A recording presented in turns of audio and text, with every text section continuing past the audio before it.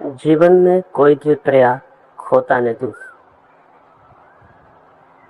जीवन समस्त प्रयासों का जोड़ है जो हमने कभी भी किए। समय के अंतराल से अंत तक नहीं पड़ता है। प्रत्येक किया हुआ कर्म, प्रत्येक किया हुआ विचार हमारे प्राणों का हिस्सा बन जाता है। हम जब कुछ सोचते हैं तभी रूपांतरित हो जाते हैं, जब कुछ करते हैं तभी रूपांतरित हो जाते हैं। ये रूपांतरण हमारे साथ चलता है। हम जो भी हैं आज, हमारे विचारों, भावों और कर्मों का जोड़। हम जो भी हैं आज वो हमारे अतीत की पूरी श्रृंखला है। एक क्षण पहले तक अनंत अनंत जीवन में जो भी किया है वो सब मेरे भीतर मौजूद। कृष्ण कह रहे हैं इस जीवन में जितने साधा हो योग, लेकिन सिद्ध न हो पाए अर्जुन, तो अगले जीवन में अनायास की जो उसने साधा था उसे उपलब्ध हो जाता है। अनायास की उसे पता भी नहीं चलता, उसे ये भी पता नहीं चलता कि ये मुझे क्यों उपलब्ध हो रहा है। इसलिए कई बार बड़ी भ्रांति होती है। और इस जगत में सबसे अनायास मिल सकता है इस तरह के जो सिद्धांत प्रतिपादित हुए हैं, उनके पीछे यही भ्रांति काम करती है। कोई व्यक्ति अगर पिछले जन्म में उस जगह पहुंच गया है जहां पानी 99 डिग्री पर उबलने लगे और 1 डिग्री कम रह गया है, वो अचानक कोई छोटी मोटी घटना से इस जीवन में परम ज्ञान को उपलब्ध हो सकता है। आखिरी तिनका रह गया था ऊंट पर पड़ने पर, ऊंट बैठ जाता। और एक छोटा सा तिनका अगर आप कभी वजन तौलते हैं, तराजू पे रखते, तो आपको पता है एक छोटा सा तिनका कम हो तो तराजू का पलवा ऊपर रहता है। एक तिनका बढ़ा तो तराजू का पलवा नीचे बैठ जाता है, दूसरा ऊपर उठ जाता है। एक तिनके की भी प्रतीक्षा होती। एक तिनके का क्या मूल्य है, इसे ऐसा समझने की कोशिश करें। एक एक साध्वी, एक जैन साध्वी वर्षों तक अपने गुरु के पास थी। सब तरह के प्रवचन सुने, सब तरह के पाठ समझे, सब तरह के सिद्धांतों को जान लिया, लेकिन बस कहीं कोई चीज अटकी थी और द्वार नहीं खुलते। ऐसा लगता था चाबी हाथ में है फिर भी ताला अनखोला ही रह जाता था। ऐसा लगता था कि मैं जानती हूँ फिर भी कुछ अंतराल था, कोई बाधा थी, कुछ दीवार थी, कितनी ही बारीक और महीन पर थी कि उस पार नहीं निकल पाती। वो गुरु से बार बार पूछती है कि कौन सी बाधा है, कैसे टूटेगी। गुरु कहता है तू प्रतीक्षा कर, बहुत ही थोड़ी सी बाधा है, अनायास ही टूट जाए। और बाधा इतनी छोटी है कि तू पर्याप्त प्यार न कर पाए। बाधा बहुत छोटी है, अनायास ही टूट जाएगी। थोड़ी प्रतीक्षा करो, थोड़ी प्रतीक्षा कर। वर्ष वर्ष बीत गए, वो व्रत भी हो गई। फिर एक दिन उसने कहा कि कब टूटेगी वो बाधा। गुरु ने आकाश की तरफ देखा और कहा कि इस पखवाड़े में शायद चांद के बुरे होने तक टूट जाए। 5-7 दिन बचे थे चांद की पूरी रात आने को, पूर्णिमा आने को। और पूर्णिमा के रात बाधा टूटी और एक ही अनायास टूटी कि जैन फकीरों के इतिहास में वो कहानी बन गई। सांझ सूरज डूब गया, चांद निकल आया, रोशनी उसकी फैलने लगी। गुरु ने कोई 10 बजे होंगे रात उस साध्वी को कहा मुझे प्यास लगी है, तो जाके कुएं से पानी ले आ। जैसा जापान में करते हैं यहाँ भी करते हैं। एक बांस की डंडी पर दोनों तरफ बर्तन लटका देते हैं और कुएं से पानी लाते हैं। वो बांस की डंडी पर लटके हुए मिट्टी के बर्तनों को लेकर कुएं पर पानी भरने गई। पानी भर के लौटती थी, सोचती थी कि पूर्णिमा भी आ गई, चांद भी पूरा हो गया, आधी रात भी हो जाती है, और गुरु ने कहा था कि शायद इस बार चांद के पूरे होते होते बात हो जाए, अभी तक हुई नहीं और कोई आशा भी नहीं दिखाई पड़ती। और अब तो सोने का वक्त भी आ गया, अब गुरु को पानी पिला के और मैं सो जाऊंगी। कब घटे की ये बात। और तभी अचानक उसकी बांह की डंडी टूट गई, उसके दोनों बर्तन जमीन पर गिरे, टूट गए, पानी बिखर गया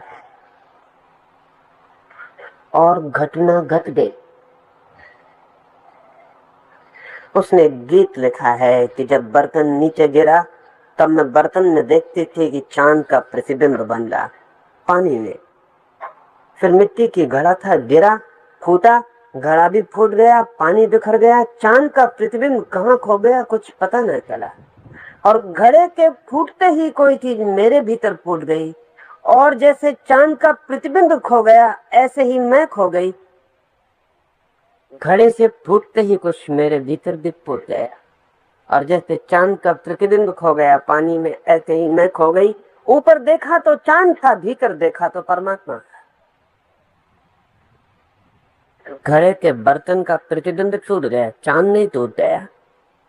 हम परमात्मा के प्रतिबिंब से ज्यादा नहीं। और हमारे अहंकार का घड़ा है, और रात का पानी दे, उसमें तक प्रतिबिंब बनता है राणा। दौड़ी हुई गुरु के पास पहुंची और कहा, कभी सोचा भी न था कि घड़े के फूटने से ज्ञान होगा। गुरु ने कहा, घड़े के फूटने से ही होता है, घड़ा कैसे फूटेगा यही सवाल। और तेरा घड़ा तो बहुत कमजोर था, फूटने को ही था, कभी भी फूट सकता था। कोई ऐसे निमित्त की जरूरत थी जिसमें कि वो जो तेरे भीतर आखिरी तिनका रखना है वो पड़ जाए। वजन तो पूरा था, पलवा नीचे बैठने को था, बस आखिरी तिनका वो एक घड़े के टूटने से हो गए। बहुत लोगों के जीवन में अनायास घटना घटती है।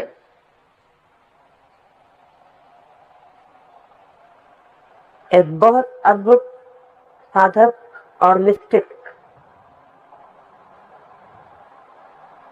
एडमंड बक ने एक किताब लिखी है, कॉस्मिक कॉन्सेप्ट।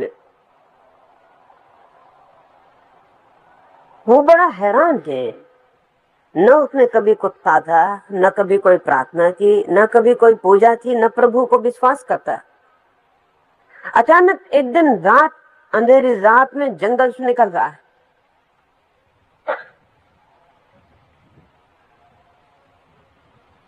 एकांत है, झिंगुरों की आवाज के सिवाय कोई आवाज नहीं है।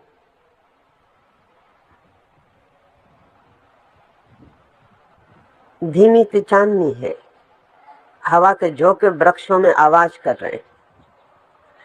अचानक घड़ा भी नहीं फूटा। एक महिला से मामले में तो घड़ा फूटा, इतनी घटना घटी।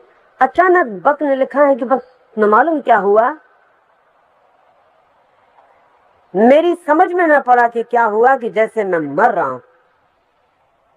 बैठ गया, एक क्षण को ऐसा लगा सिंकिंग, जैसे कोई पानी में डूब रहा हो, ऐसा डूबता जा रहा हूं।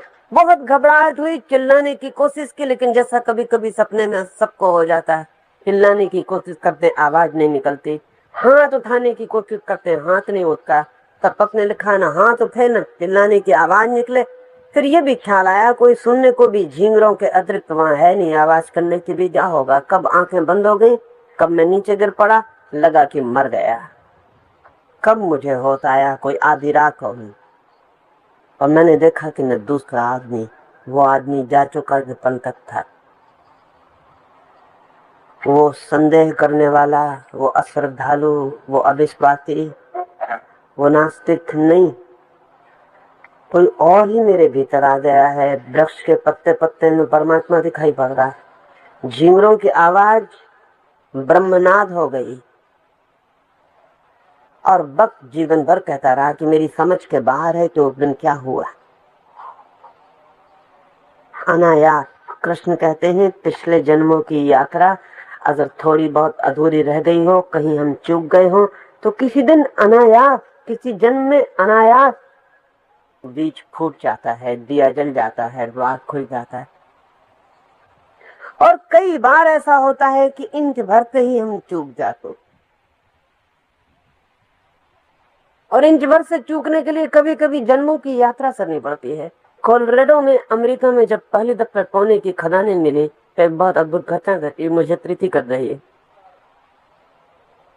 जब पहली दफे सोना मिला अमेरिका के कोलोराडो में, और आज तो सबसे ज्यादा सोना कोलोराडो में है, सबसे ज्यादा सोने की खदानें हैं, तो किसान ऐसे ही खेत में काम करते हुए सोना मिलना शुरू हो गया। पहाड़ों पर लोग चढ़ते और सोना मिल जाता है। लोगों ने जमीनें खरीद ली और अरबपति हो गए। एक आदमी ने सोचा कि छोटी मोटी जमीन क्या खरीदनी है, पूरा पहाड़ खरीद लिया। सब जितना पैसा था बेच दिया, कारखाने से बेच दिया, पूरा पहाड़ खरीद लिया। खरबपति हो जानी थी सुनिश्चित बात की। जब छोटे छोटे खेत लेके खोद के लोग सोना निकाल रहे थे, उसने पूरा पहाड़ खरीद लिया। लेकिन आश्चर्य, पहाड़ पर खुदाई के बड़े बड़े यंत्र लगवाए, लेकिन सोने का कोई पता नहीं। वो पहाड़ जैसे सोने के बिल्कुल खाली था, एक टुकड़ा भी सोने का नहीं मिला। कोई 3 करोड़ रुपया उसने लगाया था पहाड़ खरीदने में, बड़ी मशीन दी ऊपर ले जाने में। लोग कुदालियों से खोद के सोना निकाल रहे थे कोलोराडो में। सारी दुनिया कोलोराडो की तरफ भाग रही, और वो आदमी बर्बाद हो गया कोलोराडो में। क्या उसकी हालत ऐसी हो गई कि मशीनों को बाहर से उतार के नीचे लाने के पैसे पास में न बचे कि मशीनें बेच तक ठप हो गया। अखबारों ने खबर दी उसने कि मैं पूरा पहाड़ मैं मशीनरी के बेचना चाहता हूँ। उसके मित्रों ने कहा कौन खरीदेगा, सारे अमेरिका में खबर हो गई है तो उस पहाड़ पर कुछ नहीं। पर उसने कहा कि शायद कोई आदमी मिल जाए जो मुझसे ज्यादा हिम्मतवर। कोई इतना पागल नहीं है, लोगों ने कहा। लेकिन उसने कहा एक कोशिश कर लूं, क्योंकि मैं सोचता हूँ कोई मुझसे हिम्मतवर मिल सकता। और एक आदमी मिल गया जिसने 3 करोड़ रुपए दिए और पूरी पहाड़ और पूरी मशीनरी खरीदी। जब उसने खरीदी तो उसके घर के लोगों ने कहा कि तुम बिल्कुल पागल हो गए हो, दूसरा आदमी बर्बाद हो गया, अब तुम बर्बाद होने जा रहे हो। उस आदमी ने कहा जहां तक पहाड़ खोदा गया वहां तक सोना नहीं चाहिए था, इसलिए मामला काफी हो चुका है, अब सोना नीचे हो सकता। जहां तक खोदा गया वहां तक नहीं है, हम भी झंझट से बचे। वो आदमी मेहनत कर चुका जो बेकार मेहनत, अब आगे मेहनत करनी, बहुत सा तो कट चुका बात, कौन जाने नीचे सोना हो। और लोगों ने कहा कि इस झंझट में मत पड़ो, और जमीनें बहुत है जिन पर ऊपर ही सोना है। पर उस आदमी ने वो पहाड़ खरीद लिया, और आश्चर्य की बात कि पहले दिन की खुदाई में ही कोलोराडो की सबसे बड़ी सोने की खुदाई है। सिर्फ 1 फीट मिट्टी की परत और 1 फीट मिट्टी की परत और कोलोराडो का सबसे बड़ा सोने का भंडार उस पहाड़ पर मिला। और वो आदमी कोलोराडो का सबसे बड़ा खरबपति हो। 1 फीट कभी कभी 1 इंच से भी चूक जाते, कभी कभी आधा इंच से भी चूक जाते। तो प्रश्न कैसे भय न करना अर्जुन, कितना ही चूक जाए, जो तूने किया है वो निष्फल नहीं जाए। जितना तूने किया है वो निष्फल नहीं जाए। जितना तूने किया है वो अगले जन्म में पुनः वहीं से यात्रा शुरू होगी। समय का व्यवधान जरूर पड़ जाएगा, शायद तू समझ भी ना पाए जब अनायास घटना घटे, शायद तुझे प्रतीति भी ना हो सके कि ये क्या हो रहा है, लेकिन जो तेरे साथ तेरा किया हुआ है वो तेरे साथ होगा। योग की दिशा में किया गया कोई भी प्रश्न कभी खोता नहीं। प्रभु की दिशा में उठाया गया कोई भी कदम व्यर्थ नहीं जाता है, उतनी यात्रा हो जाती है, हम दूसरे हो जाते हैं। प्रभु की दिशा में सोचा गया विचार भी व्यर्थ नहीं जाता है, हम उतने तो आगे बढ़ ही जाती है। आश्वासन दे रहे हैं अर्जुन को कि तू इन बातों में मत पड़, तू इस बात मत सोच कि कहीं पूरा ना हो सका तो क्या होगा। जितना भी होगा उसकी भी अपनी अपनी अर्थवत्ता है, जितना भी तू कर लेगा उतना भी काफी। एक मित्र मेरे पास आए, वो कहते हैं कि उनका 90% मन संन्यास लेने का है, 10% मन संन्यास लेने का नहीं। तो मैंने कहा फिर क्या ख्याल है? उन्होंने कहा कि तो अभी नहीं लेता हूं। तो मैंने कहा कि थोड़ा सोच रहे हैं कि ना लेना भी एक निर्णय है, और 10% के पक्ष में निर्णय ले रहे हैं और 90% के पक्ष में निर्णय नहीं है। वो कहते हैं कि 90% संन्यास लेने का मन, 10% संदेह मन को पकड़ता है, तो अभी नहीं लेता हूं। पर उनको पता नहीं कि ये भी निर्णय है, ना लेना भी निश्चित निर्णय है। ये निर्णय 10% मन के पक्ष में लिया जा रहा है और 90% मन के पक्ष में जो निर्णय है वो नहीं लिया जा रहा।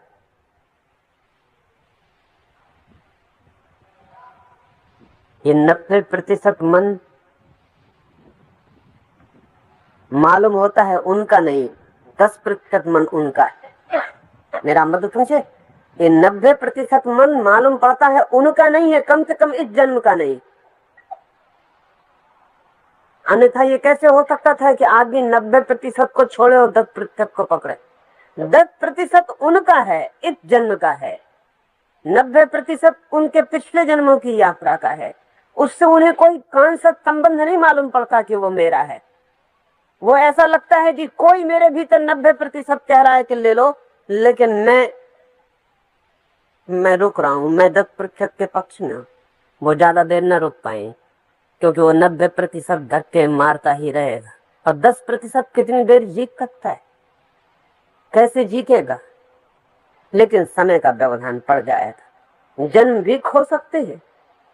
और वो 90% प्रतीक्षा करेगा और हर जन्म में धक्का देगा, हर दिन, हर रात, हर क्षण वो धक्के मारेगा, क्योंकि वो 90% आपका बड़ा हिस्सा है जिसे आप नहीं पहचान पा रहे कि आपका है। और ये 10% जिसको आप कह रहे हैं मेरा, ये सिर्फ इस जन्म का संग्रह। ध्यान रहे, पिछले जन्मों और इस जन्मों के बीच में जो संघर्ष है, उसी के कारण मनुष्य के कॉन्शस और अनकॉन्शस में फासला पड़ता है। फ्राइड को अंदाज नहीं है, जुंग को अंदाज नहीं, क्योंकि जुंग और फ्राइड की बहुत गहरी पकड़ नहीं है, बहुत ऊपर उनकी खोज है। फ्राइड के पास जो उत्तर है वो बहुत साफ नहीं है कि मनुष्य के चेतन और अचेतन में फर्क क्यों पड़ता है, व्हाई देयर इज डिस्टिंक्शन। ये चेतन और अचेतन जैसे दो हिस्से क्यों है मनुष्य के मन के? फ्राइड इतना ही कह सकता है कि अचेतन वो हिस्सा है जिसको हमने दबा दिया, लेकिन क्यों दबा दिया? और फ्राइड ये भी जानता है कि वो अचेतन हिस्सा 9 गुना बड़ा है चेतन, तो एक हिस्सा 9 गुने को दबा सकेगा? इसमें थोड़ी भूल मालूम पड़ती। फ्राइड कहता है कि अचेतन 9 गुना बड़ा है, अनकॉन्शियस 9 गुना बड़ा है कॉन्शियस से। जैसे कि बर्फ का टुकड़ा पानी में तैरता हो तो जितना नीचे डूब जाता है उतना अचेतन है, 9 गुना ज्यादा। जरा सा ऊपर निकला रहता उतना चेतन। अगर 9 गुना अचेतन वही हिस्सा है जो आदमी ने दबा दिया है, तो बड़े आश्चर्य की बात है कि चेतन छोटा सी ताकत बड़ी ताकत को दबा पाती है? नहीं, फ्राइड की थोड़ी भूल मालूम पड़ती। ये बात सच है, ये दमन की बात में थोड़ी सच्चाई है, लेकिन अचेतन असल में वो हिस्सा है मन का जो हमारे असीत जन्मों से निर्मित होता है, और चेतन वो हिस्सा है हमारे मन का जो हमारे इस जन्म से निर्मित हो रहा है। इस जन्म के बाद हमने जो अपना मन बनाया है, शिक्षा पाई है, संस्कार पाए हैं, घर, मित्र, परिजन, अनुभव, उनका जो जोड़ है वो हमारा मन, कॉन्शियस माइंड। और उसके पीछे छिपी हुई जो अंतरधारा है हमारे अचेतन के अनकॉन्शियस माइंड की, वो हमारा अतीत, वो हमारे अतीत जन्मों का समस्त संग्रह। निश्चित ही वो ज्यादा ताकतवर है, लेकिन ज्यादा सक्रिय नहीं। और इन दोनों बातें में फर्क, ज्यादा ताकत से जरूरी नहीं कि सक्रियता ज्यादा हो, कम ताकत भी ज्यादा सक्रिय हो सकती। असल में जो हमने इस जन्म में बनाया है वो ऊपर है, वह हमारे मन का ऊपरी हिस्सा है जो हमने अभी बनाया है। और जो हमारा अतीत का है वो उतना ही गहरा है, जो हमने जितने गहरे जन्म बनाया है उतना गहरा दबा है। जैसे कोई आदमी के घर में धूल की परत जमती चली जाए वर्षों तक, तो आज सुबह जो धूल उसके घर में आएगी वो ऊपर होगी, दिखाई पड़े। और अगर हवा का झोंका आएगा तो वर्षों की नीचे जो जमी धूल है उसको पता भी नहीं चलेगा, ऊपर की हवा ही सक्रिय होती दिखाई पड़ेगी, ऊपर की हवा ही उड़ने, ऊपर की ही धूल उड़ने लगेगी, नीचे की धूल तो निश्चिंत विश्राम करे। वो बहुत गहरी बैठ गई, बहुत गहरी है, वहां कोई झोंका नहीं पहुंचता। कभी कभी कोई झोंका वहां तक पहुंच जाता है जब जब हम कहते हैं कि कोई विचार हमारे जीवन में प्रवेश करता है, कोई प्रेरणा, कोई इंस्पिरेशन, कोई घटना, कोई व्यक्ति, कोई शब्द, कोई ध्वनि, कोई चोट जब हमारे जीवन में गहरी प्रवेश करती है और हमारी परतों को फाड़ के भीतर चली जाती है, तब उस भीतर की आवाज आती। उन मित्र को 90% की जो आवाज आ रही है वो किसी गहरी चोट के कारण से आ रही, लेकिन वो उस चोट को झुठलाने में लगे, वो बड़े दुख में पड़ गए, दुख भारी, और मन में विचार आता है कि आत्महत्या करने। ध्यान रहे, जब किसी आदमी के जीवन में आत्महत्या का विचार आता है वही क्षण संन्यास में रूपांतरित किया जा रहा है, तत्काल। क्योंकि संन्यास का अर्थ है आत्म रूपांतरण। जब आदमी आत्महत्या करना चाहता है तो उसका मतलब ये कि इस आत्मा से ऊब गया, इससे ऊब गया, इसको खत्म कर दो। इसके दो ढंग हैं, या तो शरीर को काट दो, इससे आत्मा खत्म नहीं होती, सिर्फ धोखा पैदा होता है। वही आत्मा नए शरीर में प्रवेश करके यात्रा शुरू कर दे। दूसरा जो सही रास्ता है वो ये है कि इस आत्मा को ट्रांसफॉर्म करो, रूपांतरित करो, नया कर लो। शरीर को मारने से कुछ ना होगा, आत्मा को ही बदल डालो, वो योग है।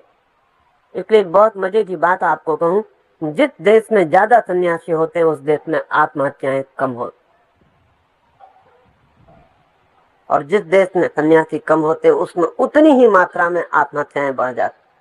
आप जान के ये हैरान होंगे कि अगर अमेरिका और भारत की आत्महत्या और सन्यासियों का आंकड़ा बिठाया जाए तो बराबर अनुपात होगा, बराबर एग्जैक्ट।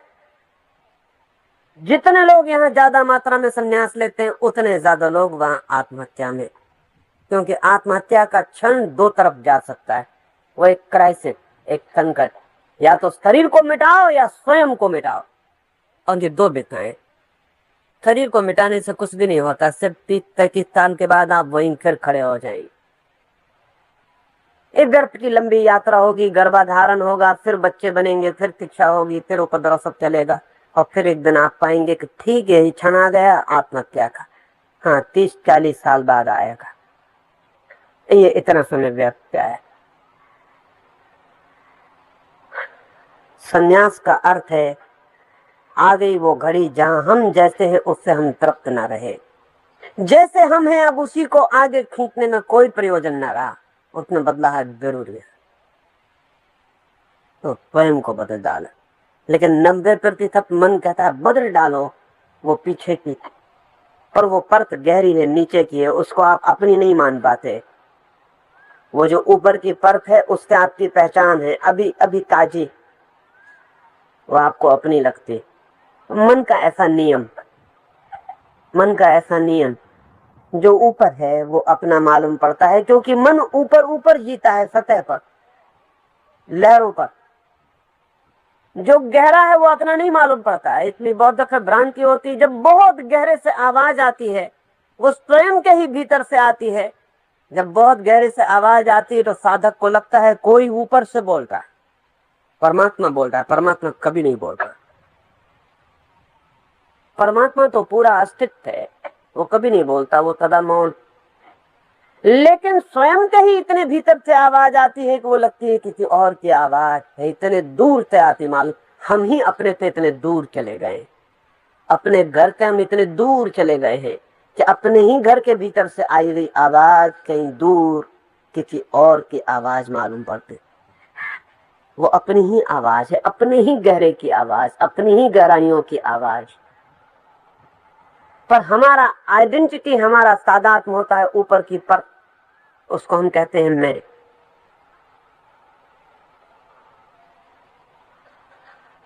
कृष्ण कहते हैं अर्जुन तू भयभीत ना हो, जो तू कर सकता है इस जीवन में कर, अगले जीवन में वो तुझे अनायास मिल जाएगा। इसलिए भी कहते हैं, यदि मैं आपको दिला दूं कि अगर कृष्ण जैसा आदमी ये बात कह दे तो ये बहुत गहरे प्रवेश कर जाती है, और संभावना ये है, और इसका एक नियम और एक सूत्र और एक व्यवस्था और टेक्निक। कृष्ण क्यों कहते हैं ये बात, महावीर क्यों कहते हैं, बुद्ध क्यों कहते हैं, क्यों दोहराते हैं ये सारे लोग कि तुम जितना करोगे वो अगले जन्म में अनायास तुम्हें मिल जाएगा। वो इसलिए कहते हैं कि बुद्ध, महावीर या कृष्ण जैसे व्यक्ति के संपर्क में आपके मन की जो ऊपरी परत है वो खुल जाती है और भीतर तक आप सुन पाते। उनकी मौजूदगी कैटालिटिक एजेंट का काम करती है। उनकी मौजूदगी में आपके भीतर जो दरवाजे आप नहीं खोल पाते खुल जाते। उनकी मौजूदगी आपको बल दे जाती है, शक्ति दे जाती है, ताकत दे जाती है, भरोसा दे जाती है। तो कृष्ण जब ये कह रहे हैं कि इस जन्म का जो है अगले जन्म में अनायास मिल जाएगा, ये बात अगर अर्जुन के मन में बैठ जाए तो अगले जन्म में जब अनायास मिलेगा तो उसे याद भी आ जाए।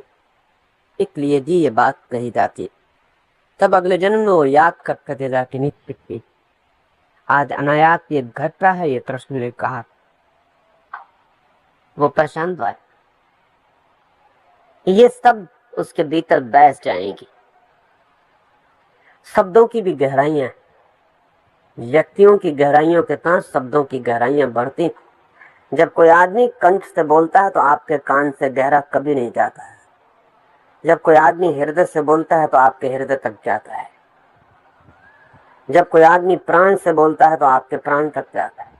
जब कोई आदमी आत्मा से बोलता है तो आपकी आत्मा तक जाता है। और जब कोई व्यक्ति अपने परमात्मा से बोलता है तो आपके परमात्मा तक जाता है। गहराई उतनी ही होती है आपके भीतर जितनी की बोलने वाले की गहराई होती है। बोलने वाले की गहराई से ज्यादा आपके भीतर नहीं जा सकता। हाँ, बोलने वाले की गहराई तक भी ना जाए, ये हो सकता है। ये हो सकता है कि कोई आत्मा से बोले लेकिन आपके कानों तक जाए, क्योंकि आपके कानों के आगे मार्ग ही बंद। तो ध्यान रखना, बोलने वाले की गहराई से ज्यादा गहरा आपके भीतर नहीं जा सकता, लेकिन बोलने वाले की गहराई से कम गहरा आपके भीतर क्या सकता है। इसलिए पुराने दिनों में एक व्यवस्था थी कि गुरु के पास शिष्य बहुत निकट में रहे। निकट में रखने का और कोई कारण न था, सिर्फ यही कारण था कि किसी क्षण में, किसी मोमेंट में शिष्य जब इतने तालमेल में आ जाए गुरु से, इतनी हार्मनी और ट्यूनिंग में आ जाए कि गुरु अपनी गहरी से गहरी बात उससे कह सके। वो क्षण कब आएगा कहा नहीं जा।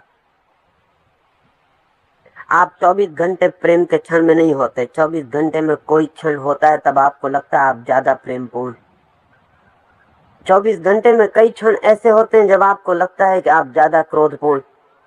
भिखारी सुबह आपके दरवाजे पे भीख मांगते हैं, वो जानते हैं कि सुबह दया की ज्यादा संभावना है सांझ की बजाय।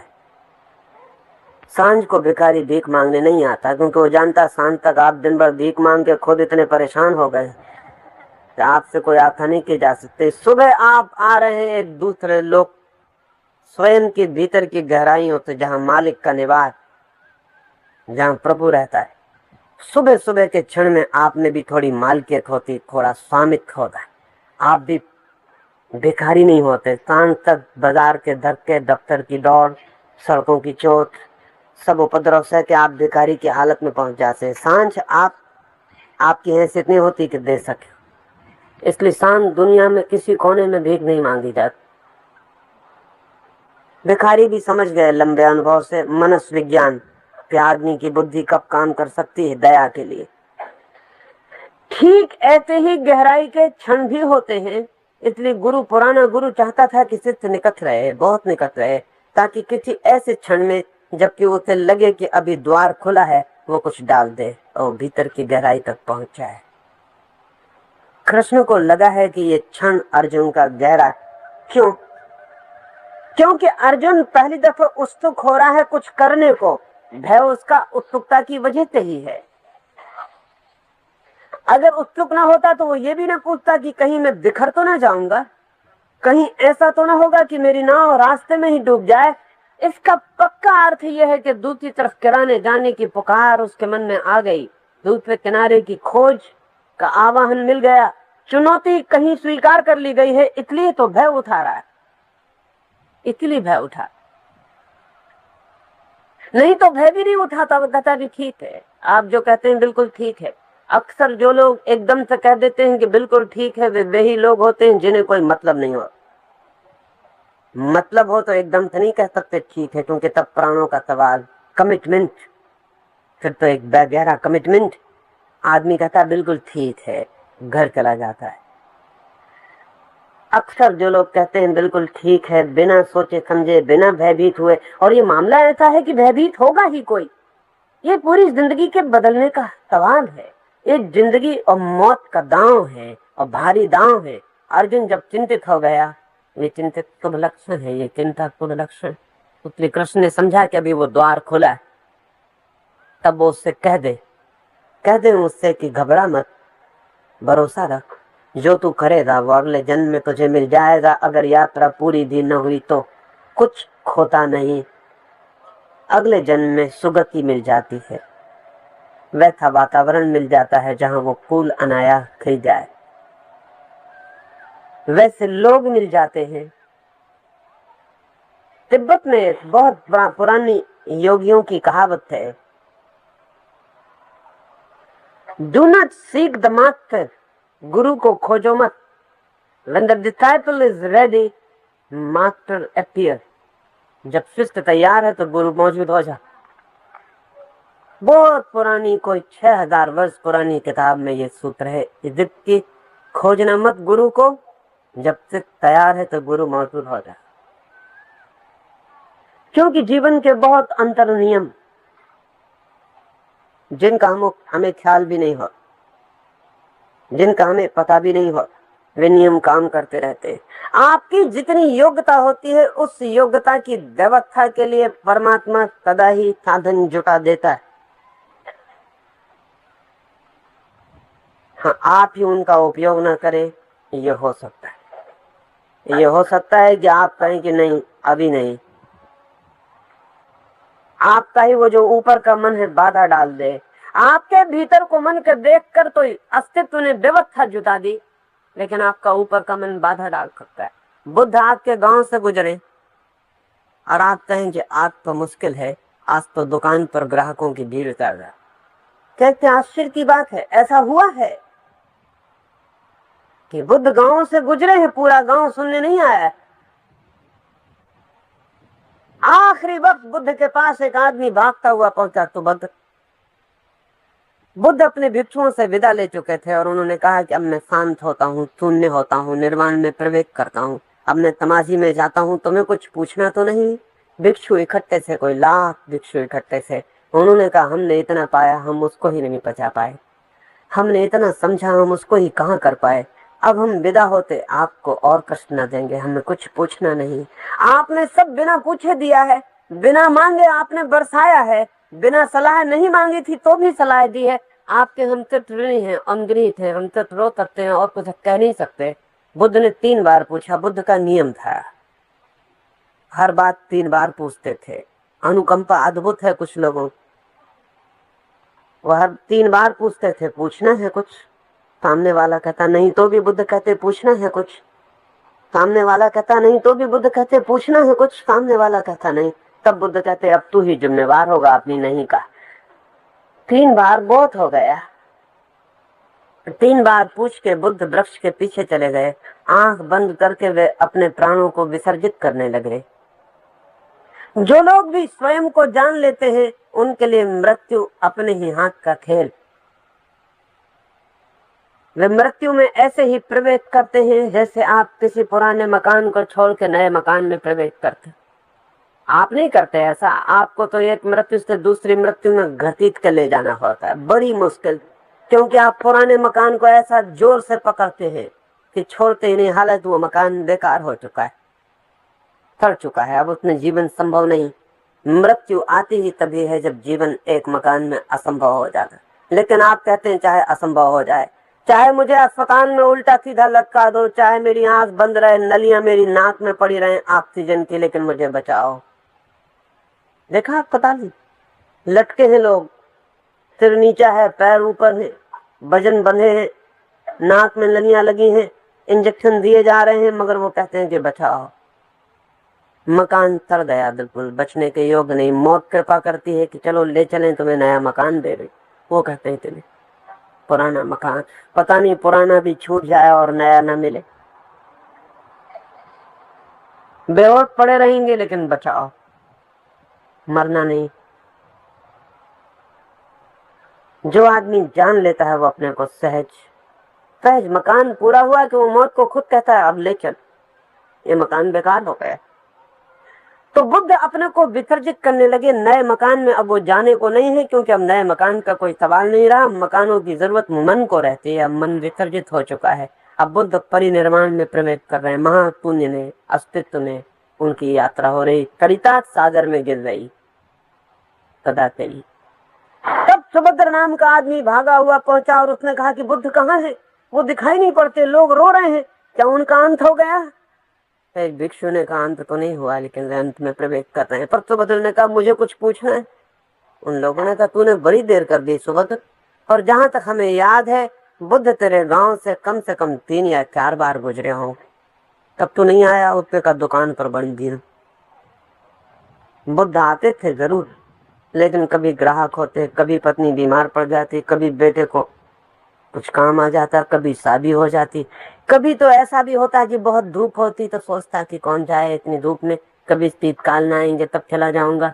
फिर कभी शीतकाल में भी आए तो इतनी सर्दी होती कि घर में बिस्तर में पड़े रहने का मन होता, सोचता कि कौन जाए, अब की दफा जब धूप में आएंगे तब चला जाऊंगा। ऐसे ही 30 साल बुद्ध मेरे गांव से निकले, जरूर मेरे गांव के पास से निकले। मैं उन गांवों से निकला जिनमें बुद्ध ठहरे हुए थे, लेकिन नहीं, मैंने सोचा फिर मिल लेंगे। आज मुझे खबर मिली कि बुद्ध तो विसर्जित हो रहे, तो मैं भागा हुआ आया हूं, मुझे पूछ लेने दे। भिक्षु ने कहा सुभद्र इसमें किसका कसूर? लेकिन बुद्ध की अनुकंपा की बुद्ध वृक्ष के पार से उठ के बाहर आ गए और उन्होंने कहा कि मेरे जीते जी कोई आदमी खाली लौट जाए, हाँ पूछने आए और लौट जाए, अभी मैं सुन सकता था, तो मेरे ऊपर सदा के लिए एक इल्जाम रह जाएगा कि कोई जानने आया था, और मेरे पास था जो मैं उसे कह देता। कोई हर्ज नहीं सुभद्र, 30 साल में भी आया तो जल्दी आ गया, कुछ लोग 30 जन्मों में भी नहीं आते।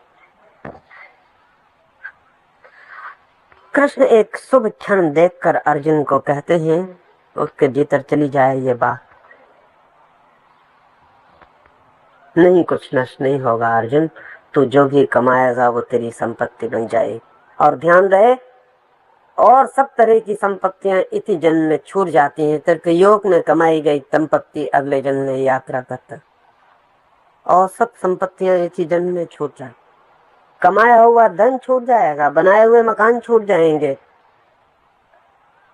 इज्जत यश छूट जाएगा, लेकिन जो बहुत गहरे तल पर किए गए कर्म है शुभ या अशुभ, योग के पक्ष में या योग के विपक्ष में, पक्ष में तो संपत्ति बन जाएगी, विपक्ष में तो विपत्ति बन जाएगी।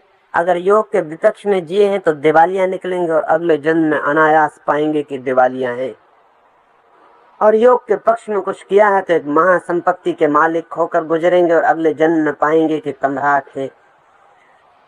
भिखारी के घर में भी योग की संपत्ति वाला आदमी पैदा हो तो सम्राट मालूम होता है, और सम्राट के घर में भी योग की संपत्ति से हीन आदमी पैदा हो तो भिखारी मालूम होता।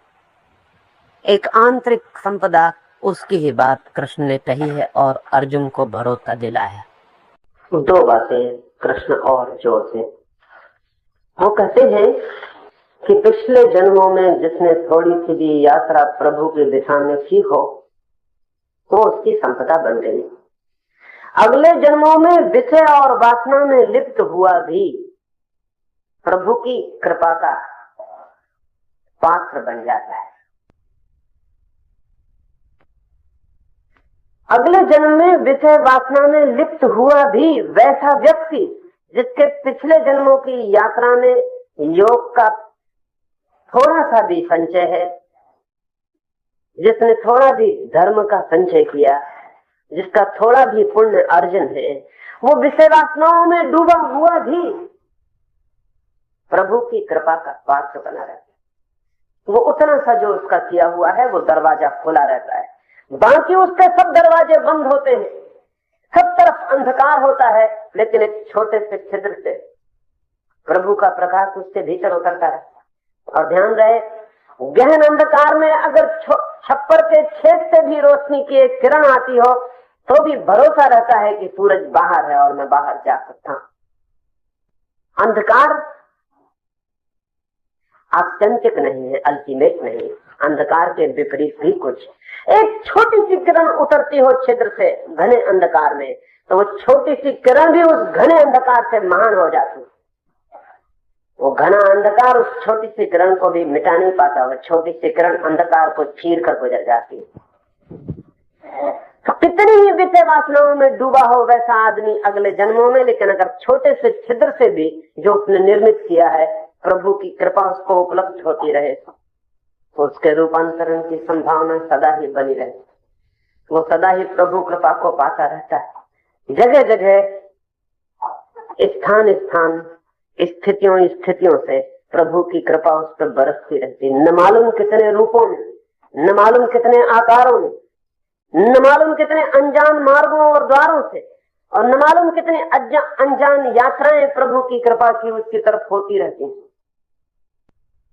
बाहर वो कितना ही उलझा रहे, भीतर कोई कोना प्रभु का मंदिर बना रहता है, और वो बहुत बड़ा आश्वासन है। कृष्ण कहते हैं अर्जुन, वो छोटा सा छिद्र भी अगर निर्मित हो जाए तो तेरे लिए बड़ा सहारा होगा।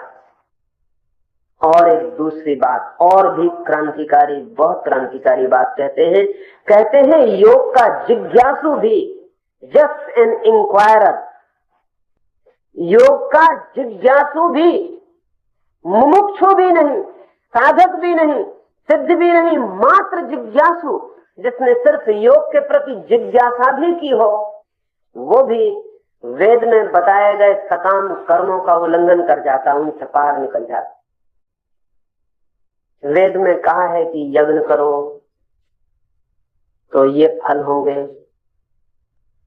ऐसा दान करो तो ऐसा स्वर्ग होगा, इस देवता को ऐसी नैवेद्य चढ़ाओ तो स्वर्ग में ये फल मिलेगा, ऐसा करो तो ऐसा ऐसा फल होता है सुख की तरफ। वेद में बहुत सी विधियां बताई हैं जो मनुष्य को सुख की दिशा में ले जा सकती है। कारण है बताने का, वेद अर्जुन जैसे स्पष्ट जिज्ञासु के लिए दिए गए वचन नहीं। वेद एनसाइक्लोपीडिया है, वेद विश्वकोश, समस्त लोगों के जितने तरह के लोग पृथ्वी पर हो सकते हैं सबके लिए सूत्र वेद में उपलब्ध। गीता तो एक स्पेसिफिक टीचिंग, एक विशेष शिक्षा, एक विशेष व्यक्ति द्वारा दी गई, विशेष व्यक्ति को दी गई। वेद किसी एक व्यक्ति के द्वारा दी गई शिक्षा नहीं, अनेक व्यक्तियों के द्वारा दी गई शिक्षा। एक व्यक्ति को दी गई शिक्षा नहीं, अनेक व्यक्तियों को दी गई शिक्षा। और वेद विश्वकोश है, क्षुद्रतम व्यक्ति से श्रेष्ठतम व्यक्ति के लिए वेद में वचन, क्षुद्रतम व्यक्ति से उस आदमी के लिए भी वेद में वचन है जो कहता है कि हे प्रभु, हे देव, हे इंद्र, बगल का आदमी मेरा दुश्मन हो गया, तू कृपा कर और इसकी गाय के दूध को नदारत कर दे, उसके लिए भी प्रार्थना। कुछ ऐसा कर कि इसके पड़ोसी की गाय दूध देना बंद कर। सोच भी ना पाएंगे, दुनिया का कोई धर्म ग्रंथ इतनी हिम्मत न कर पाएगा कि इसको अपने में सम्मिलित कर ले। लेकिन वेद उतने ही इंक्लूसिव है जितना इंक्लूसिव परमात्मा है। जब परमात्मा इस आदमी को अपने में जगह दिए हुए तो वेद कहते हैं हम भी जगह देंगे। जब परमात्मा इनकार नहीं करता कि इस आदमी को हटाओ, नष्ट करो, ये आदमी क्या बातें कर रहा है, ये कह रहा है कि हे इंद्र, मैं तेरी पूजा करता हूं, तेरी प्रार्थना, तेरी अर्चना, तेरे नैवेद्य चढ़ाता हूं, तेरे लिए यज्ञ करता हूं, तो कुछ ऐसा कर कि पड़ोसी के खेत में एक बार फसल ना आए, दुश्मन के खेत जल जाएं, हमारे ही खेत में फसलें पैदा हो, दुश्मनों का नाश कर दे। जैसे बिजली गिरे किसी को वज्राघात हो तो वो नष्ट हो जाए, ऐसा उस दुश्मन को नष्ट कर दे। धर्म ग्रंथ और ऐसी बात को अपने भीतर जगह देता है, शोभन नहीं मालूम पड़ता। कृष्ण को भी शोभन नहीं मालूम पड़ा होगा, इसलिए कृष्ण ने कहा है कि वेदों ने जिन सकाम कर्मों की, सकाम कर्म का अर्थ है किसी वासना से किया गया पूजा पाठ हवन विधि, किसी वासना से, किसी कामना से कुछ पाने के लिए किया गया। जो भी वेदों में दिया गया व्यवस्था है, जो कर्म कांड है, उसको कर करके भी आदमी जहां पहुंचता है, योग की जिज्ञासा मात्र करने वाला उसके पार निकल जाता है। सिर्फ जिज्ञासा मात्र करने वाला, इसका ऐसा अर्थ हुआ, अकाम भाव से जिज्ञासा मात्र करने वाला सकाम भाव से साधना करने वाले से आगे निकल जाता है। अकाम का इतना अद्भुत रहस्य, निष्काम भाव की इतनी गहराई और निष्काम भाव का इतना शक्तिशाली होना, उसे बताने के लिए कृष्ण ने ये कहा। कृष्ण भी वेद से चिंतित हुए, क्योंकि वेद इस तरह की बातें बता देता है। वेद से बुद्ध भी चिंतित हुए। सच तो यह है कि हिंदुस्तान में वेद की व्यवस्थाओं के कारण ही जैन और बौद्ध धर्मों का भेद पैदा हुआ, अन्यथा शायद कभी न पैदा हो। क्योंकि तीर्थंकरों को, जैनों के तीर्थंकरों को भी लगा कि ये वेद किस तरह की बातें करते हैं। महावीर कहते हैं कि दूसरे के लिए भी वैसा ही सोचो जैसा अपने लिए सोचते हो, और वेद ऐसी प्रार्थना को भी जगह देता है कि दुश्मन को नष्ट कर दो। बुद्ध कहते हैं करुणा करो उस पर भी जो तुम्हारा हत्यारा हो, और वेद कहते हैं कि पड़ोसी के जीवन को नष्ट कर दे हे देव, और इसको जगह देते हैं। बुद्ध या कृष्ण या महावीर वेद की इन व्यवस्थाओं से चिंतित हुए। लेकिन मैं आपसे कहूं, वेद का अपना ही रहस्य, और वो रहस्य है कि वेद एनसाइक्लोपीडिया है, वेद विश्वकोश। विश्वकोश का अर्थ होता है जो भी धर्म की दिशा में संभव है वो सभी संग्रहित है। माना कि यह आदमी दुश्मन को नष्ट करने के लिए प्रार्थना कर रहा है, लेकिन प्रार्थना कर रहा है, और प्रार्थना संकलित होनी चाहिए। ये भी आदमी है, माना बुरा है पर है, तथ्य है, तथ्य संग्रहित होना चाहिए। और जब परमात्मा इसे स्वीकार करता है, सहता है, इसके जीवन का अंत नहीं करता, श्वास चलाता है, जीवन देता है, प्रतीक्षा करता है इसके बदलने का, तो वेद कहते हैं कि हम भी इतनी जल्दी क्यों करें, हम भी इसे स्वीकार कर लें। वेद जैसी किताब नहीं है पृथ्वी में, इतनी इंक्लूसिव।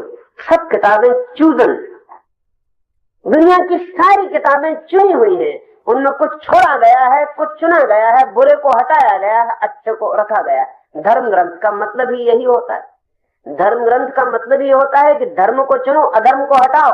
वेद सिर्फ धर्म ग्रंथ नहीं है, मात्र धर्म ग्रंथ नहीं है। वेद पूरे मनुष्य के समस्त क्षमताओं का संग्रह, समस्त क्षमताएं। डॉक्टर जॉनसन ने अंग्रेजी का एक विश्वकोश निर्मित किया। अब विश्वकोश जब कोई निर्मित करता है तो उसे गंदी गालियां भी उसमें लिखनी चाहिए, क्योंकि वो भी शब्द तो है ही और लोग उनका उपयोग तो करते ही हैं। उसने गंदी, अभद्र, माँ बहन की गालियां सब इकट्ठी की। बड़ा कोश था, लाखों शब्द थे, उसमें गालियां तो 10-25 ही थी, क्योंकि ज्यादा गालियों की जरूरत नहीं होती, एक ही गाली को जिंदगी भर रिपीट करने से काम चल जाता है। गाली में कोई ज्यादा इन्वेंशन भी नहीं होते, गाली करीब करीब प्राचीन सनातन चलती। गाली मैं नहीं देखता कोई नई गाली ईजाद होती हो, कभी कभी कोई छोटी मोटी ईजाद होती है, वो टिकती नहीं। पुरानी गाली टिकती, स्थिर रहती है। एक महिला भद्रवर्गीय पहुंच गई जॉनसन के पास, खोला शब्दकोश उसका और कहा कि आप जैसा भला आदमी और इस तरह की गालियां लिखता है, अंडरलाइन करके लाई थी वो। जॉनसन ने कहा इतने बड़े शब्दकोश में तुझे इतनी गालियां ही देखने को मिली, तू खोज कैसे पाई? मैं तो सोचता था कोई खोज नहीं पाया, तू खोज कैसे पाई?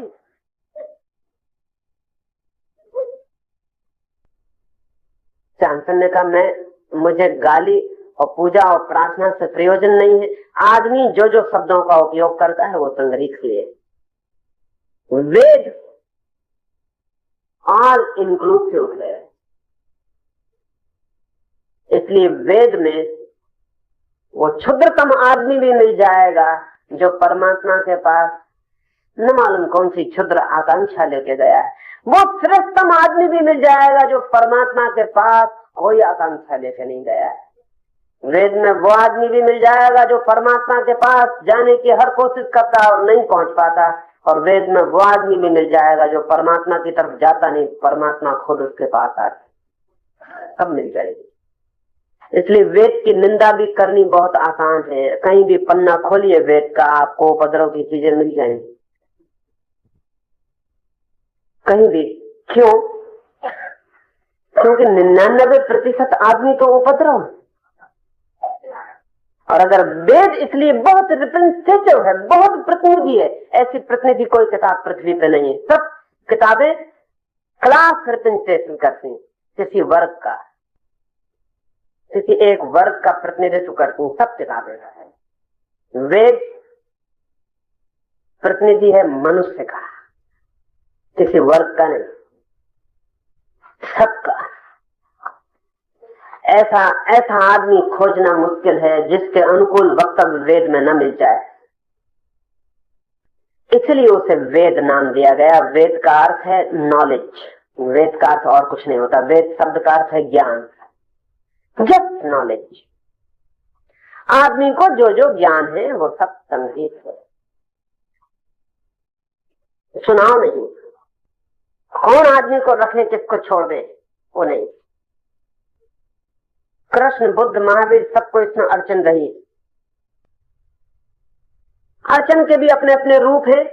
कृष्ण ने वेद को बिल्कुल इंकार नहीं किया, लेकिन तरकीब से वेद के पार जाने वाली बात कही। कृष्ण ने कहा कि ठीक है, वेद भी सकाम आदमी के लिए है, लेकिन निष्काम की जिज्ञासा करने वाला भी इन हवन और यज्ञ करने वाले लोगों से पार चला जाता। महावीर और बुद्ध ने तो बिल्कुल इंकार किया और उन्होंने कहा कि वेद की बात ही मत चलाना, वेद की बात चलाई तो नरक में पड़ोगे। इसलिए वेद के विरोध में अवैदिक धर्म भारत में पैदा हुए बुद्ध और महावीर। पर मेरी समझ यह है कि वेद को ठीक से कभी भी नहीं समझा गया, क्योंकि इतनी ऑल इंक्लूसिव किताब को ठीक से समझा जाना कठिन, क्योंकि आपके टाइप के विपरीत बातें भी उसमें होंगी, क्योंकि आपका विपरीत टाइप भी दुनिया में है। इसलिए वेद को पूरी तरह प्रेम करने वाला आदमी बहुत मुश्किल है। वो वही आदमी हो सकता जो परमात्मा जैसा ऑल इंक्लूसिव हो, ये तो बहुत मुश्किल है। उसको कोई ना कोई खटकने वाली बात मिल जाएगी कि बात गड़बड़, वो आपके पक्ष की नहीं होगी तो गड़बड़ हो जाएगी। वेद में कुरान भी मिल जाएगा, वेद में बाइबल भी मिल जाएगी, वेद में धम्म पद भी मिल जाएगा, वेद में महावीर के वचन भी मिल जाएंगे। वेद एनसाइक्लोपीडिया है, वेद को प्रयोजन नहीं। इसलिए महावीर को कठिनाई पड़ेगी, क्योंकि महावीर के विपरीत टाइप का भी सब संग्रह वहां है, और वो विपरीत टाइप को भी कठिनाई पड़ेगी, क्योंकि महावीर वाला संग्रह भी वहां है। और अड़चन सभी को, इसलिए वेद के साथ कोई भी बिना अड़चन में नहीं रह पाता। और अड़चन मिटाने के जो उपाय हुए वो बड़े खतरनाक। जैसे दयानंद ने एक उपाय किया अड़चन मिटाने का। वो अड़चन मिटाने का उपाय यह है कि वेद के सब शब्दों के अर्थ ही बदल डालो और इस तरह का अर्थ निकालो उसमें से कि वेद विश्वकोश न रह जाए, धर्मशास्त्र हो जाए, एक संगति आ जाए। बस ये जागती है, लेकिन वेद में संगति नहीं लाई जा सकती। वेद असंगत है, वेद जानकर असंगत है, क्योंकि वेद सबको स्वीकार करता है, असंगत होगा ही। शब्दकोश संगत नहीं हो सकता, विश्वकोश एनसाइक्लोपीडिया संगत नहीं हो सकता। एनसाइक्लोपीडिया को अपने से विरोधी वक्तव्यों को भी जगह देनी ही पड़ेगी। लेकिन कभी ऐसा आदमी जरूर पैदा होगा एक दिन पृथ्वी पर जो समस्त को इतनी सहनता से समझ सकेगा, सहनशीलता से। उस दिन वेद का पुनर्आविर्भाव हो सकता है। उस दिन वेद में दिखाई पड़ेगा सब है, कंकड़ पत्थर से लेकर हीरे जवाहरातों तक, बुझे हुए दियों से लेकर जलते हुए महासूर्यों तक सब। कृष्ण अर्जुन से कहते हैं, वो उनका अर्थ है कहने का और कारण है। वो कहते हैं कि वेदों की समस्त साधना भी तू कर डाल, सब यज्ञ कर ले, हवन कर ले, फिर भी इतना न पाएगा जितना सिर्फ योग की जिज्ञासा से बात होता है। और योग को साधे तब तो बात ही अलग, तब तो प्रश्न ही नहीं उठता। अर्जुन को भरोसा दिलाने के लिए कृष्ण की चेष्टा सतत हुई।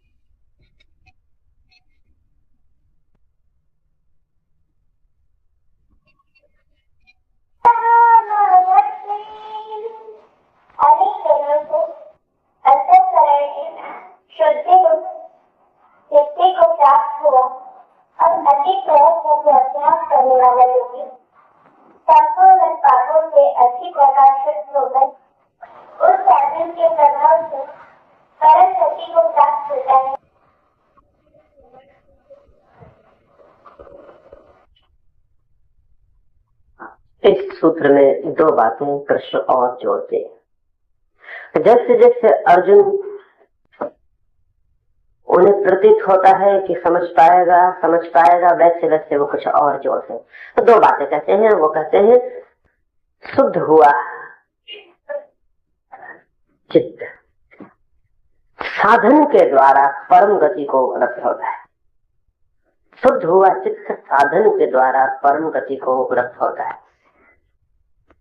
क्या शुद्ध होना काफी नहीं है? कठिन सवाल, जटिल बात। क्या शुद्ध होना काफी नहीं है और साधन की भी जरूरत पड़ेगी? इतना ही उचित न होता कहना कि शुद्ध हुआ जिसका अंतःकरण वो परम गति को उपलब्ध होता है। लेकिन कृष्ण कहते हैं अनंत जन्मों में भी शुद्ध हुआ अंतःकरण वाला व्यक्ति साधन की सहायता से परम गति को उपलब्ध होता है। मेथड, विधि की सहायता। साधारणता हमें लगेगा जो शुद्ध हो गया पूरा, अब और क्या जरूरत रही साधन की? क्या परमात्मा उसे बिना किसी साधन के न मिल जाएगा? एक छोटी सी बात समझने तो ख्याल में आ जाएगी। जो शुद्ध हो जाए सब भांति और साधन का प्रयोग न किया हो तो एक ही खतरा है जो अंतिम बाधा बन जाता है, पायस इगोइज्म, एक पवित्र अहंकार भीतर निर्मित होता। अपवित्र अहंकार तो होते ही है। एक आदमी कहता है कि मुझसे ज्यादा दुष्ट कोई भी नहीं,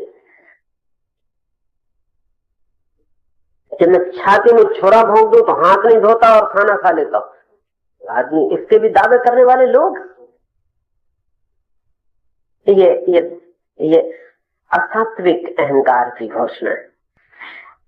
ध्यान रखना कि आमतौर से हम समझते हैं कि सभी अहंकार असात्विक होते हैं, तो गलत समझते हैं। सात्विक अहंकार भी होते हैं और सात्विक अहंकार सतल सूक्ष्म हो जाता है।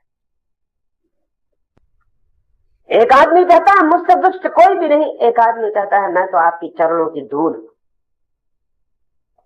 अब जो आदमी कहता है मैं आपके चरणों की धूल हूं, मैं तो कुछ भी नहीं, इसका भी अहंकार है, बहुत सूक्ष्म। इसका भी दावा है, बहुत दावा शून्य मालूम पड़ता है, लेकिन दावा है।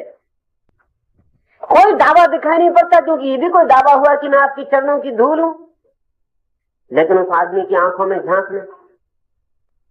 अगर आप उससे कहें तुम तो कुछ भी नहीं हो, तुमसे भी ज्यादा चरणों की धूल मैंने देखी है। एक आदमी मैंने देखा तुमसे भी ज्यादा, तुम कुछ भी नहीं हो उसके सामने, तो आप देखना कि उसके भीतर अहंकार तड़पते रह जाएगा। बिजली कौन जाएगी, उसकी आंखों में झलक आ जाएगी, वही झलक जो आदमी कहता है कि मुझसे ज्यादा दुष्ट कोई भी नहीं, मैं छाती में छुरा भोंक लेता हूं, बिना हाथ धोए पानी पीता हूं, वही झलक।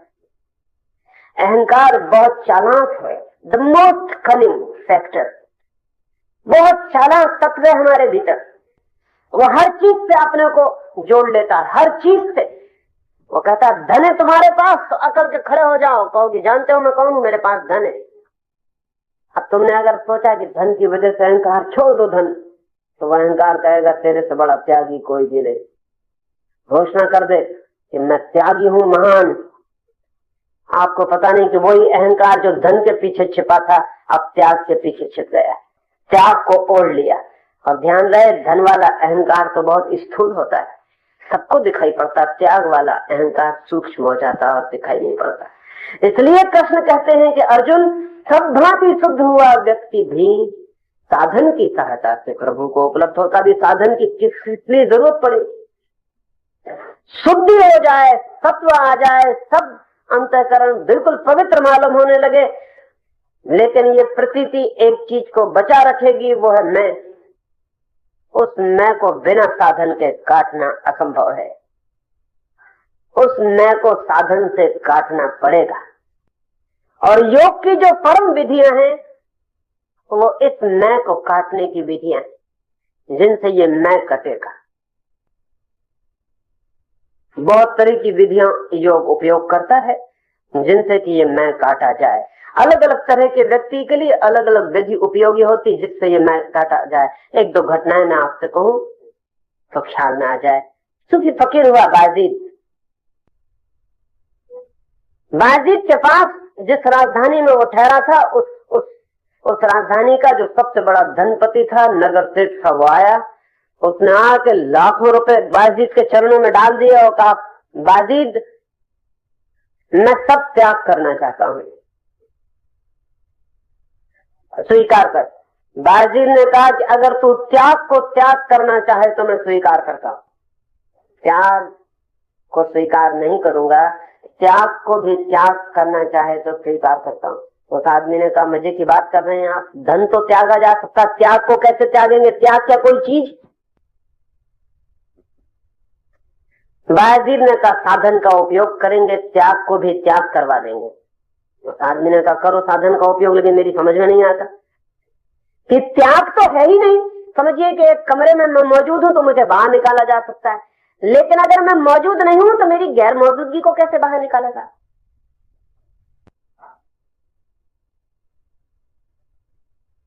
बायजीद ने कहा, प्यारे, जिसे तू गैर मौजूदगी कह रहा है वो गैर मौजूदगी नहीं, वो सिर्फ जो प्रगट अहंकार था उसका अप्रगट हो जाना। तो टेबल कुर्सी के नीचे छिप गया, गैर मौजूद नहीं, हम निकालेंगे, साधन का उपयोग करेंगे। उसने कहा, अच्छा भाई, मैं तो सोचता था कि सब धन छोड़ के अंतःकरण इस धन की वजह से अशुद्ध होता है, अशुद्धि के बाहर हो जाऊंगा। तुम कहते हो कि और क्या चाहते हो तुम? तो फकीर ने कहा कि तू कल से एक काम कर, रोज सुबह सड़क पर बुहारी लगा, कचरे को ढो, फिर जब जरूरत होगी आगे साधन का उपयोग करे। बड़ा कष्ट हुआ उस आदमी को, धन छोड़ देने में कष्ट न हुआ था, इस सड़क पर बुहारी लगाने में बहुत कष्ट हुआ। कई दफे मन में ख्याल आता कि क्या सड़क पर बुहारी लगाना ये कोई योग है, ये कोई साधन है? कई दफा आता बायजीद के पास, पूछने का मन होता, बायजीद कहता कि रुक रुक, अभी पूछ मत, थोड़ा और बुहारी लगा। बुहारी लगाते लगाते एक महीना बीत गया। तब बायजीद एक दिन सड़क के किनारे से निकल रहा था। वो धनपति इतने आनंद से बुहारी लगा रहा था कि जैसे प्रभु का गीत गा रहा। उसने उसके कंधे पे हाथ रखा, उसने लौट के भी नहीं देखा बायजीद को, वो अपनी बुहारी लगाता रहा। बायजीद ने कहा, मेरे भाई सुनो भी। उसने कहा, व्यर्थ मेरे भजन में बाधा मत डालो। बायजीद ने कहा, चल अब बुहारी लगाने की कोई जरूरत नहीं रही। बुहारी लगाना भजन बन गया, एक साधन का उपयोग हुआ।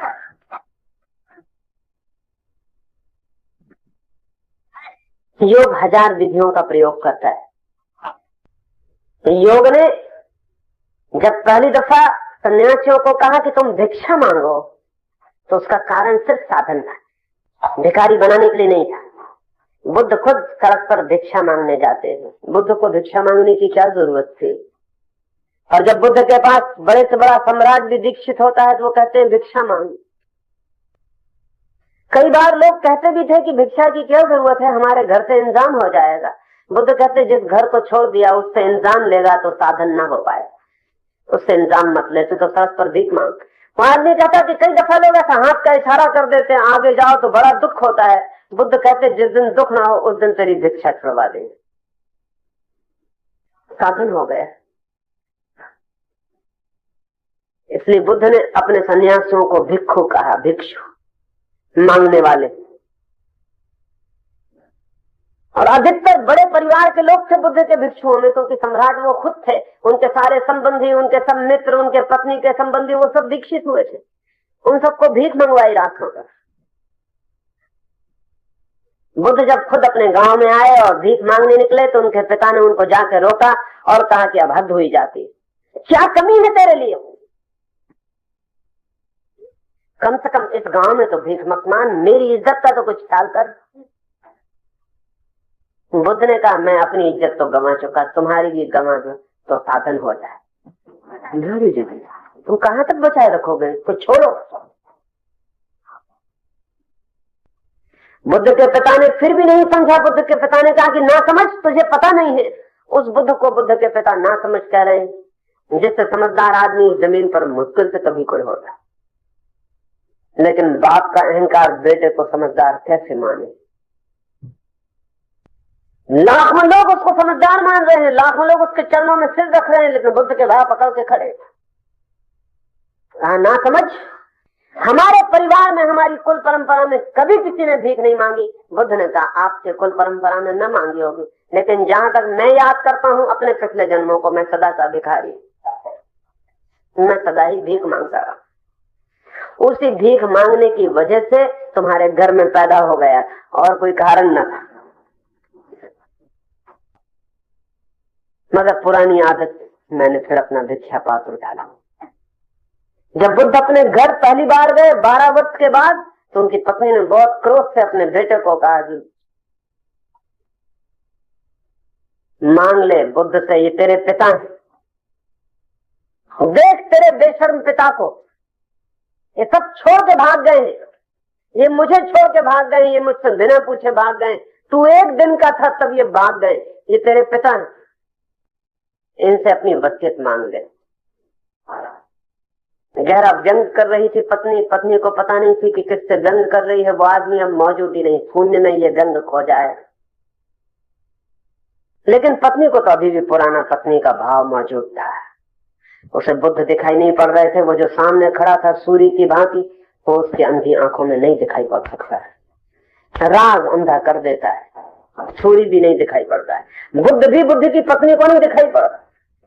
पत्नी अपने बेटे से व्यंग करवा रही थी, मांग, हाथ फैला, बुद्ध से मांग ले कि संपत्ति क्या है, मेरे लिए क्या छोड़े जा रहे हैं। गहरा व्यंग था बुद्ध के पास तो कुछ भी ना, लेकिन उसे पता नहीं। बुद्ध के बेटे ने, राहुल ने हाथ फैला दिए। बुद्ध ने अपना भिक्षा पात्र उसके हाथ में रख दिया और कहा मैं तुझे भिक्षा मांगने का वसीयत देता हूं, तू भिक्षा मांग। पत्नी रोने चिल्लाने लगी कि आप ये क्या करते हैं। बाप घबरा गए और कहा कि तू गया, अब घर का एक ही दिया बचा, उसे भी बुझाया बेटा। बुद्ध ने कहा मैं इसी के लिए आया हूं इतनी दूर, इसकी संभावनाओं का मुझे पता है, इसकी पिछली यात्राओं का मुझे अनुभव है। तुम इसे जानते हो कि छोटा सा बच्चा है, मैं नहीं जानता। मैं जानता हूं कि इसकी अपनी यात्रा है जो काफी आगे निकल गई। जरा सी चोट की जरूरत, बाप नहीं समझ पाए, पत्नी नहीं समझ पाए, पर 12 साल का राहुल भिक्षा पात्र लेके भिक्षुओं में सम्मिलित हो गया। बहुत माँ ने बुलाया, बहुत पिता ने कहा कि बेटा तू लौट आ, इस बात में मत पड़, पर राहुल ने कहा बात पूरी हो गई, मेरी भिक्षा हो गई।